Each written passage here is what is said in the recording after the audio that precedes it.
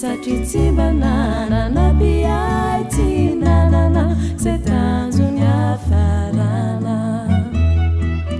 ny tompo anefa nahalala fa iza ho aneka miala taminy lay lalany fiainana no tadiavinao ka hitany haribe nambarany ay fa izy no lalana tapakevitra izao fa handa tianaraky tsony an'izao tontolo izao ilaozako hatreo ny fiainako taloha ekeko nio tariny Jesoa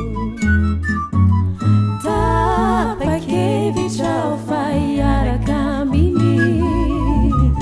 iaino ny feony anaiky ho tantanany fizay hitondrany ay de tsy mahavery na de sarotra ety sy tery